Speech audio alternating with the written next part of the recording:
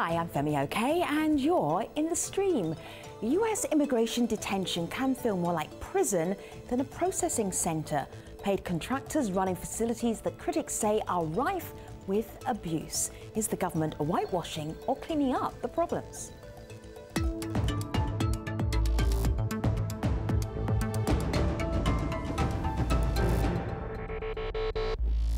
So immigration in the United States is a hot-button topic, but detention centres, Malika Bilal, what are people saying online about those? Well, one of the hashtags that people are using to discuss detention centres is end family detentions. If you take a look at my laptop here, that hashtag is in use with this video. Now, this is from a march here in Washington, D.C. on October 22nd to raise awareness and bring attention to the women and children who are being detained. And activists say to also bring attention to the potential health and psychological effects that being detained might have on them. So, of course, we want to hear your thoughts as well. You can tweet us with hashtag AJStream.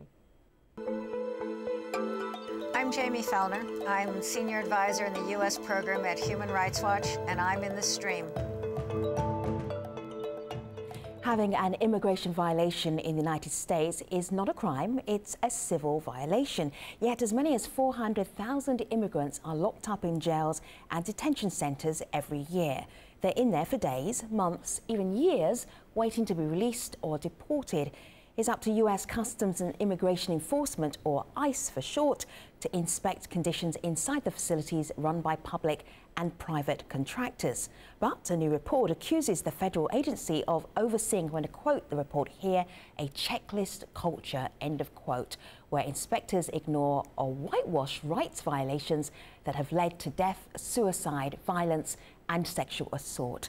The companies managing the centres and ICE declined to join us, but ICE did say it's committed to the safety and rights of detainees.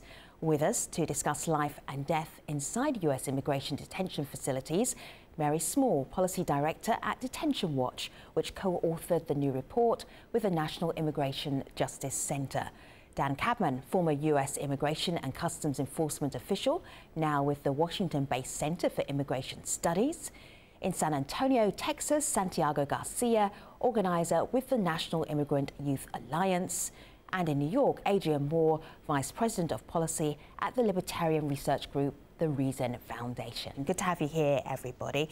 Dan, as a former Immigration and Customs Enforcement official, when you hear criticisms of detention facilities, what's your first reaction? Some of them are merited and some are not. Yeah. And the question, I think, is as the system goes generally, is it working or not? You don't eliminate the need to look at anecdotes, because if the anecdotes are true, you need to investigate and punish the individuals who have abused inmates. But the question also is a broader one, and that is detention serving its purpose in ensuring that people show up for their proceedings? And if it's not, what should it be replaced with, if anything? Is there anything better? Yeah, how do you answer your own question? Good question, Dan. What's the answer?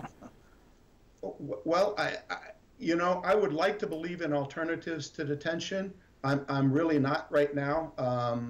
The Government Accountability Office has looked into it and really hasn't given it a good seal of approval. And failing that, I think until there is some way to ensure that people show up for their immigration proceedings, there has to be some method of instilling integrity in the immigration court process. Sadly, that's detention. Can I just jump in and say that I think that one of the things that Dan said earlier in his remarks is really important, which is to say that we have anecdotes, and if they're true, people should be punished. And I think this is often one of the responses that we hear to criticisms of the system, is that, well, it's just anecdotes. The reason that we, along with the National Immigrant Justice Center, wrote this report is because the inspections processes are one opportunity to connect anecdotes to what's happening systemically. It's our one safeguard to make sure that if there's facilities where abuses are happening, there's consequences and those facilities are shut down.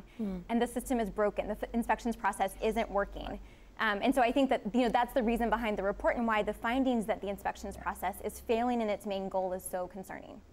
Adrian, I think the system's broken on several levels. I mean, the question that didn't quite come up yet is, should there even be these detention facilities? Should we have a immigration system that's so broken that we have to lock people up who haven't even been committed a crime or been convicted of committed a crime, which we usually think of as a criteria for locking you up, families and children? But then the notion that the agency that is locking these people up apparently doesn't care and isn't holding the operators of these facilities accountable for problems indicates that it's broken at that level too. Monica? I'm not sure I fully agree with that. I would point out that the inspections should be treated seriously, but the Office of the Inspector General takes very seriously allegations of abuse and did in fact conduct an inquiry into allegations of abuse and found out that in 250 facilities involving about 1.2 million admissions, there were 215 allegations. They found only 7% of them to be justified. So yes, detention is terrible. You're taking away people's liberty, but you have to consider that when people are told to show up in court, if they don't, then you're breaking the immigration court process. And I think most Americans aren't aware that right now there are 900,000 absconders on the streets of America from immigration proceedings. 900,000, nearly 1 million people. No other legal system would put up with that abuse. So Dan, I hear what you're saying, and there are people online who are pushing back with stories of people who are not just running from the law, not just showing up to their court dates. They have other stories. This is Rabia Chaudhry, a lawyer, and she says, I've had clients with expired visas locked up with violent offenders for months and years waiting to be deported. So Santiago, I want to go to you with this because we heard other stories from people who are lawyers or attorneys for people in these detention centers, and we're hearing similar things. And I'm interested in hearing what you face and the stories of those that you talk to who are being detained. Yeah, for sure. Well, during the time that I was detained, most of the people that were at the facility were people fighting asylum. And going back a little bit to what All right, so while we fix that, you can tell this is live TV. Santiago, we'll come back to you in just a moment while we arrange the camera shot there, your own camera shot. Have a look here on my laptop. Mary, this report is called Lives in Peril. Is that a little extreme? Are there real lives in peril in the detention centers around the United States? Yes, there absolutely are. There are people who are dying in detention, and I think it's important to point out there are people who are dying in detention as the result of medical neglect. And also inadequacies on the part of some facilities to meet standards. And I'll give you an example. Right. So at Eloy, a detention facility in Arizona, in the most recent inspection you have the facility passing its suicide prevention and intervention standard, despite the fact that there have been 6 suicides in that one facility since 2003. When inspectors looked, they found that in the suicide watch room, which is the room where you would put people who you were worried might commit suicide, there were objects that could be used to commit suicide, and they passed the facility on that standard anyway. Earlier this year, someone did commit suicide at that facility, and it raises concerns about the inspections process. So there is a direct line between failed inspections and people actually dying in these facilities. See, again, one of the challenges here is what you just described about inspections is we have an agency that's essentially inspecting itself. That's right. I know some of the conversations around this have been critical of the fact that some of these facilities are operated by private contract companies. But I found in the 20 years I've been looking at this that when you have somebody inspecting the operators of these facilities who's not from the same company, is from a separate agency, you get more accountability. And these things should all be set up so that somebody completely independent or responsible is the one doing the inspections, and that you've got real teeth in the process for resolving those. And if we don't have that, the problem is at the level of ICE, which is not setting up the right kind of accountability. So then the question becomes, who is doing the monitoring? So Dan, I want to play you a video comment from someone who spoke to recently released detainees after they got off of a bus, a Greyhound bus station in Texas. I want you to have a listen to what she told us. I helped issue a survey this past summer to recently released detainees from immigrant detention across Texas. And what we found was that there was bugs in the food, some children with fevers were being left unattended by healthcare providers, and that some people had to wait up to 10 hours for health services. What's being done in the immigrant detention centers is not being monitored appropriately. Some of that's because they're for-profit companies that are running them, but these asylum seekers are not being given proper care. So in this project, Tess and her colleagues interviewed over 300 people for this and heard similar stories. So Dan, what she wanted to know was about the monitoring. Who is in charge of that? Where is that oversight? Let me speak to two issues very quickly here. And the first is, it sounds to me like she was speaking to the individuals who arrived as a part of the surge. And I think we can all agree that there were some real flaws in the way that was handled. So Dan, for our international audience, explain the surge. The surge involved tens of thousands of individuals, mostly from 3 Central American countries, El Salvador, Honduras, Guatemala, who began showing up in the late spring, kept flowing in through the summer and the fall. And in fact, there is still some residual movement of those individuals up through our southern border. But the surge was the particular period of time when it was kind of like what you see going on with Europe right now, only it was all land-based, of course. But the government handled that very badly. It should have been prepared for that. There were indicators that showed a climb, and they didn't deal with that well. But I think that's a slightly different thing than permanent detention facilities, because a lot of what we're talking about there were the ways that they scrambled to set up temporary facilities to deal with those people. But now it's still happening though. It's not something that they didn't get right the first time. It's still happening. Like right now, it's still happening. There's still moms, there's still children that are currently detained.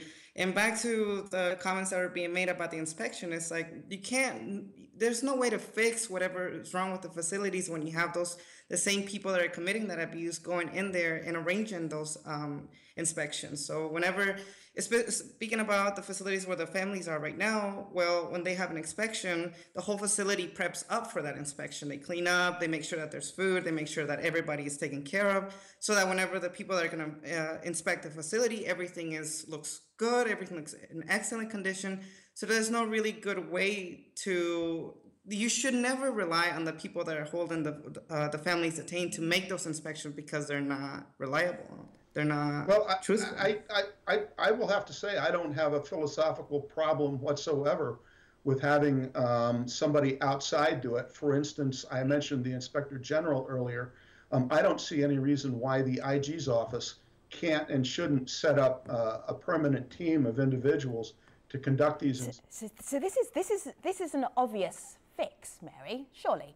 Yeah, absolutely, and I'm really pleased that we all agree on this. One of the recommendations in our report is actually that there be an ombudsman who does the inspections process. Yeah. But I think the Office of Inspector General is also a reasonable recommendation. But I think it's one of those things that's just apparent on its face.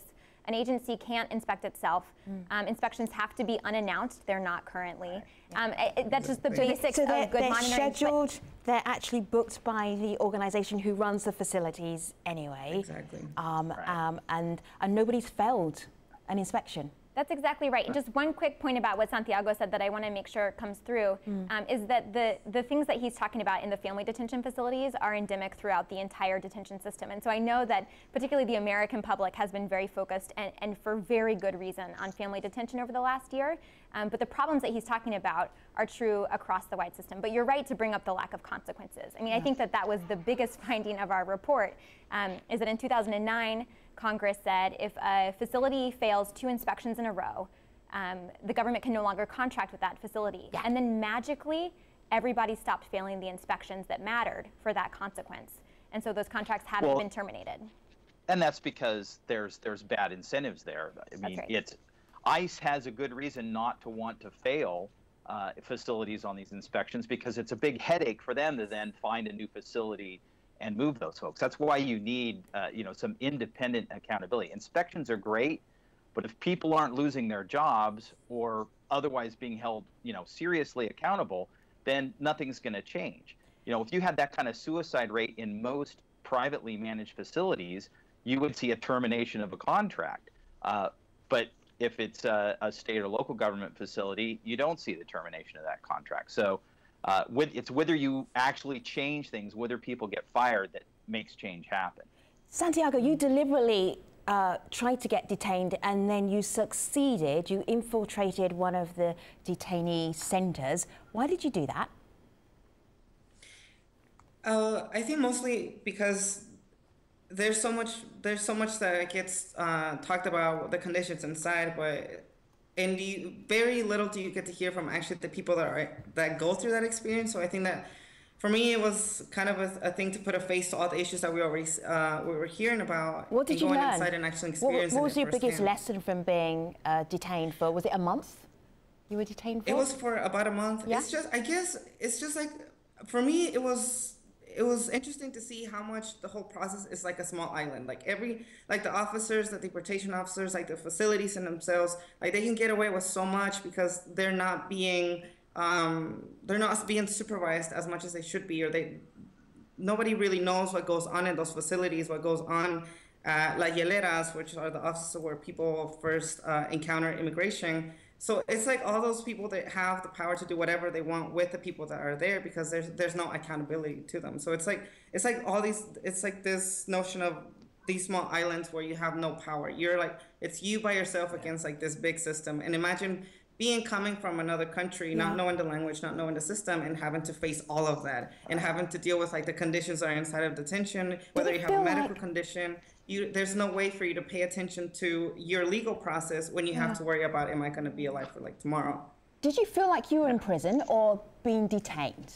Is there a difference? No, there is a difference, because when I've been in jail. I've been in a county jail here in the U.S. Yeah. And being in a county jail, I felt so much more safer. I know what process I was in. I knew that if I got an attorney, I was going to be able to get out. Yeah. In a detention center, it's completely the opposite. You feel like you're in prison. You feel like, on top of that, being in prison, you feel like you don't even know. The facility in itself doesn't know how to explain to you what process you're in. They don't know how to explain to you what's going on with your case, nothing. So you're there, you're detained, you're in prison, but you have no idea why you're there and when you're going to get out of there. So for me, I had an advantage because I grew up here and I know a little bit about the system, but imagine someone that has never been here in the U.S. and they just get thrown into these facilities. Yeah.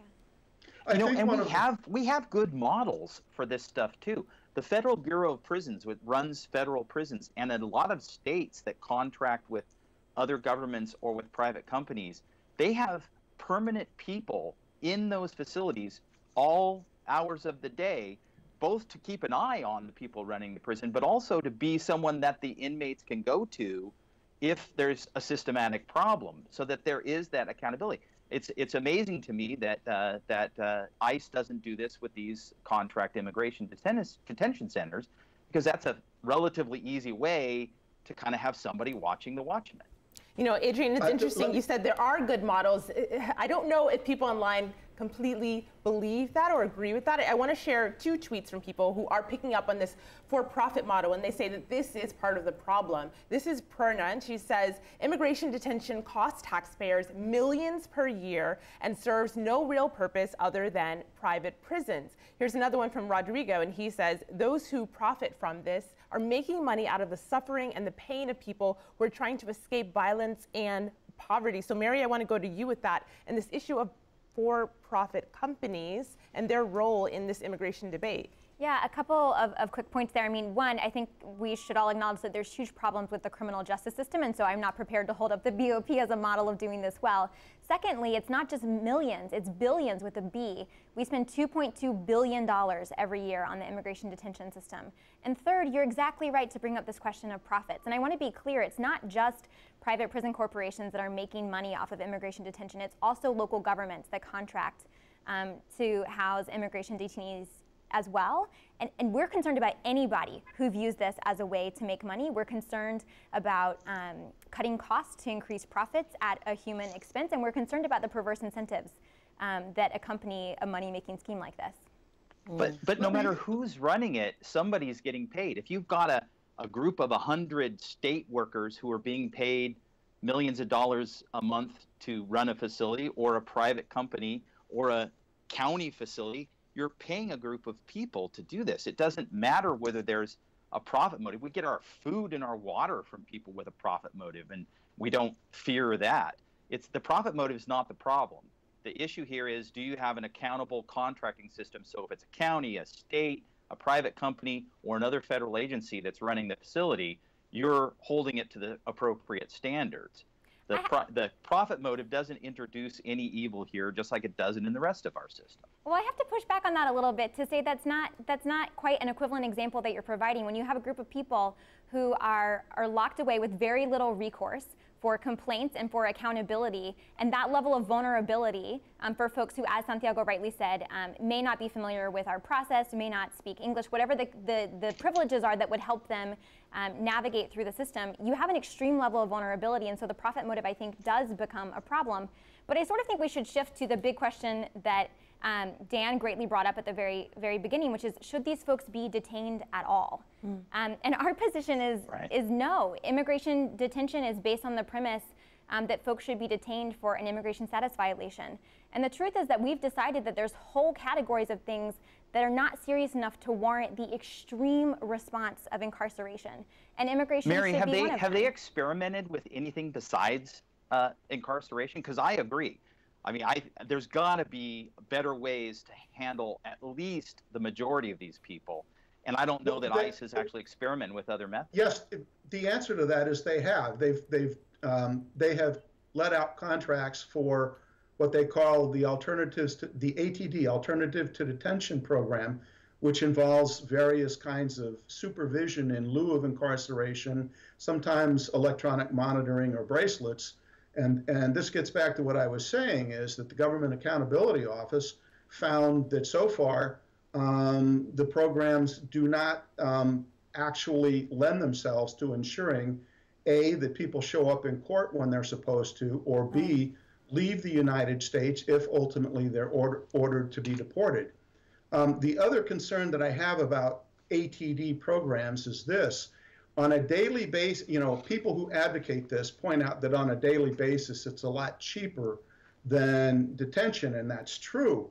But that begs the issue that with the backlogs in the immigration court docket, it's almost 3 years. So that if an individual is put on ATD, basically you were saying we're going to be monitoring you for a minimum of 3 years before your hearing even starts. Is that better than incarcerating them for a minimum of 3 years, Dan? Well, I think it's not better if in the long run it costs more, and on top of it, at the end of the process, if the decision is I think that finding alternative ways other than incarcerating people is that it continues that dehumanizing factor, though, because right now here in San Antonio, women that get released from the family detention centers, they're getting released from detention, but then the dehumanization of them continues because they're getting released with shackles. So they have to travel, they have to go to the states where they're going to live in shackles. So that's another dehumanizing factor to the woman. Like, yes, we're not going to detain you anymore, but we're still going to keep you like a criminal. Let me just jump in here for a moment, because we approached ICE and they said that, Mary, they haven't read your report yet, and that they are committed to ensuring that all individuals in our custody, I'm quoting them here, are held and treated in a safe, secure and humane manner. So they haven't read your report yet. What would you like them to do after they've read your report? In a sentence.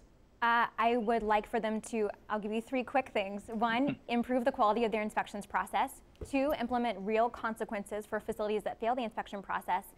And 3, commit to greater transparency. Our partner in this report, the National Immigrant Justice Center, had to fight for 3 years in court to get a hold of these documents. If ICE is actually committed to safe and humane treatment, as they say, then there's no reason why they shouldn't be more public with the documents that prove that. Mary Small, Well, she's a speed talker. She doesn't have to speak that fast in our post show at stream.aljazeera.com. We're taking Don, Dan and Santiago and Adrian there as well. Hopefully you too. See you online. Thanks for watching, everybody.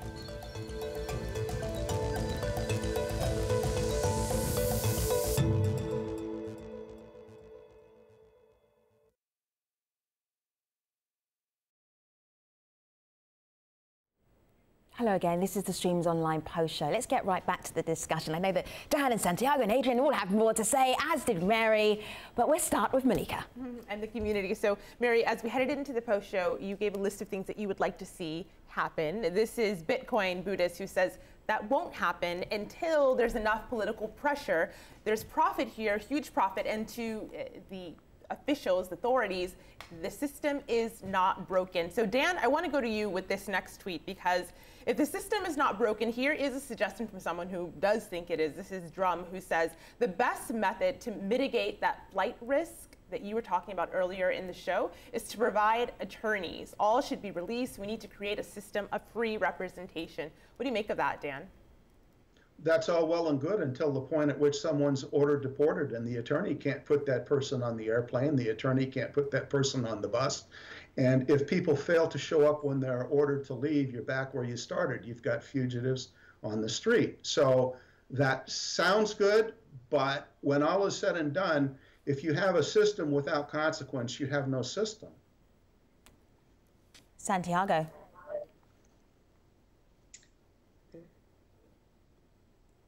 What would be an alternative? Is Santiago speaking?